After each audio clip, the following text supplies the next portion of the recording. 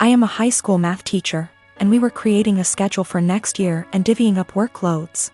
I noticed I got almost 50% of the test creation and had 2 plannings missing from my schedule next year, for every one for the other 6 women in my department. There are 8 of us. My department head assigned herself nothing as she is managing and needs every prep. But that's another quibble. I am not the newest and in fact have seniority some of these women, but I'm also not the most experienced, so it's not like these are struggling new teachers who need help.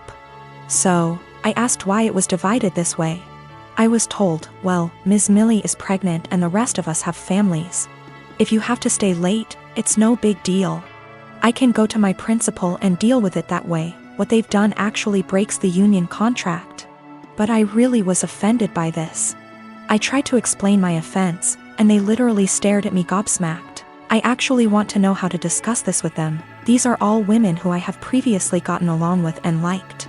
When the last one, Ms. Millie, got pregnant this year, there have been some conflicts. She is in my grade level. And they made me take on some of her work basically because she had some complications. This I did, but I think planning for me to do more is very different than an emergent health issue. As well as some uncomfortable situations for me, having to participate and buy stuff for her baby shower. When I'm not really into those things, but I did so to not cause waves. A lot of people have advised go to the union, go to the principal, and I absolutely will if necessary. I want to be clear, I'm not worried at all that I'll be forced to work this schedule, but these are my colleagues. Many have been working with me 5+ years, and we have lots of meetings and times together, where it's helpful to get along. So I do try to get along, like the baby shower thing, and be a good work friend and colleague. I just want a better way to communicate myself than I had today. I was entirely shocked and very indignant and just found myself unable to express myself well, and I was hoping for ways to approach that someone with their attitude might understand because I can't empathize with it at all. Myself and viewing the other side is how I always try to look at problem solving.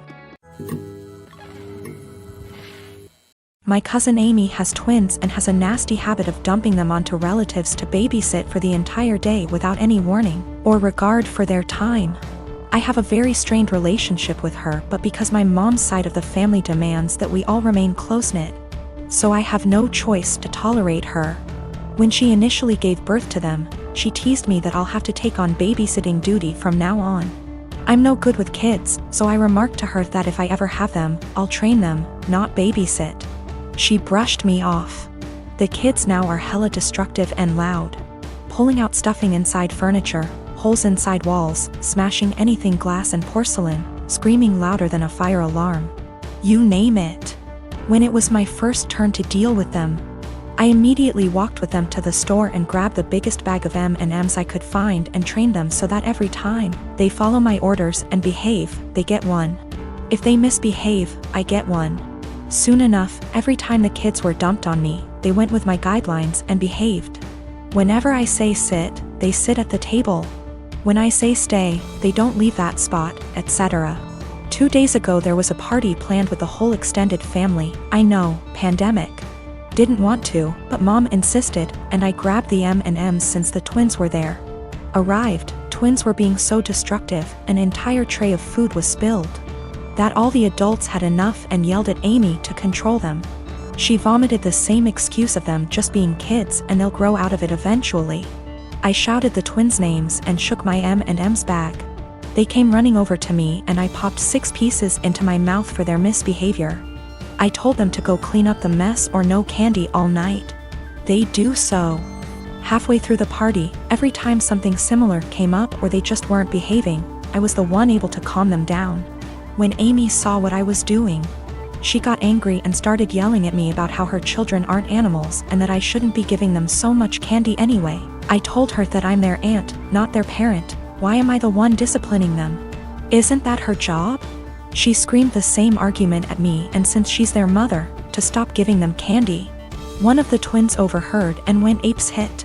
Dashed straight into the kitchen and started shattering anything they can get his hands on, shouting over and over that he wants candy. His twin joined him soon after. I repeated that she's their mother, and just sat in the living room watching it all unfold. At the end, Amy blamed me for them turning out this way. The other relatives she dumped them on, a majority, disagreed, but when I told a friend about the situation, he told me that the training I did can really up the kids mentally later in life. I've got cerebral palsy that affects both my legs and one arm. That's my official diagnosis, but what you really see is I walk with a limp. I'm a software developer, so job-wise, I don't have any issues. I knew when I was a kid that using my brain is the best way for me to survive on my own without relying on other people. I haven't had the chance to get my driver's license, but according to therapists and doctors that shouldn't be an issue. That's the background about me. My girlfriend and I have been together for a year. We met back in April 2020 of last year, and we decided to get together in May 2020. I told her about my disability before then, but she wanted to try and make it work. We video call on Discord every day, almost always when we're awake, and recently we've been going on dates. She's more than happy to lend me an arm, and she notices things about me that even I miss myself. Outside of my family, she's the most loving and caring person I know, and she's my motivation to do better and improve myself. Honestly, I never thought I could find someone I trusted enough to share my more negative thoughts and problems. I always tried to seem happy so I don't worry others. The emotional support she gives me is really irreplaceable. The problem is scared that, in the future, she will have to take care of me, or most of the work will fall onto her. To make matters worse, her mom has been telling her for the past few weeks to break up with me because she can find better, and she doesn't want her to have the burden of caring for me. She's also really afraid that I will get arthritis early due to my cerebral palsy, and if that happens, a lot is going to be on her.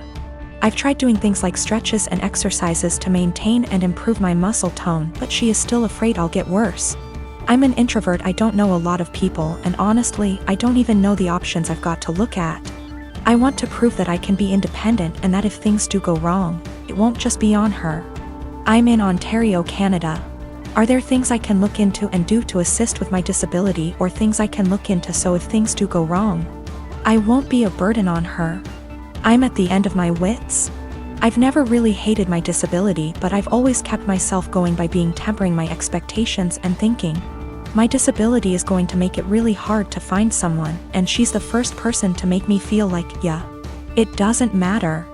I want to do anything to show her that I won't hold her back in the future, but I'm out of ideas. Is there anything I can do? I don't want to worry anyone I'm with these issues, but I'm at the end of my wits. I don't even know if my relationship is lost, but I don't want this to happen again, and I want to know what I can do myself so I can reassure my partner, so they know I won't hold them back in the future. I don't know if there are things I can look into to better plan my future so it's not a concern for my partner. The worst part is, I've always thought my disability doesn't matter. But with all of this happening, it's really hard to convince myself otherwise. My dad practically gave me up to his sister from the moment I was born. My mom died when she was giving birth to me. And my aunt told me he never recovered from that because he blamed me for her dying. It hurt a lot as a kid that at family events he would ignore my existence. When I was a little older, he got more vocal about me killing her, and he can't stand to look at my face. You can imagine the amount of therapy that put me in. I used to go to church crying because I was scared about going to hell for doing that to my mom. That's how much his words me up. But the shitty part was that I never stopped trying to be accepted by him. After my high school graduation, he told me to never bother him again since he legally has no obligation to me anymore, since he was sending my aunt money to take care of me. Around that time is when I finally started accepting that reality, so from there we moved on with our lives. My aunt doesn't talk to me about him. Sometimes my grandparents do, and that's how I found out he got married. They were mad he didn't invite me to their wedding, but to me it didn't matter because we're not close. But it was his wife who wanted to meet me. It's the first time ever that he wants to make contact, and it was to pretty much say she wants me on their life. She doesn't know the real reason about why we're estranged. He asked me to please not say anything, and maybe this could be a way to reconcile after all. But he was only doing it for her. That much was clear when we talked. I never said I would be. He still insisted on us meeting at their place because she really wanted to meet me. All she thinks is we were estranged for not getting along in my teenager years, going to college and losing touch because of life stuff. It pissed me off that he played it off as us just not talking for petty reasons, meanwhile the actually reason damaged me for years. I told her the truth. Everything he said to me. That he was never a parent to me, that was all my aunt. It was definitely a shock for her. The outcome was a disaster.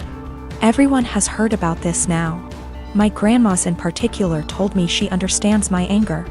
But this was his chance finding someone since losing my mom, and now it's been put in jeopardy. My dad is devastated. They think it was going too far to ruin his marriage that way when he was willing to include me in their lives, which could have been the start of our relationship. And they say not only did I ruin that, but also possibly wrecked his marriage. She just doesn't agree at all with what he did, and it could have been avoided if I didn't say anything. For me, it was hard not to tell the truth after the lies made it seem like it was nothing serious. I couldn't ignore what happened after what it did. If it was the right call, since it put their whole marriage at risk after all.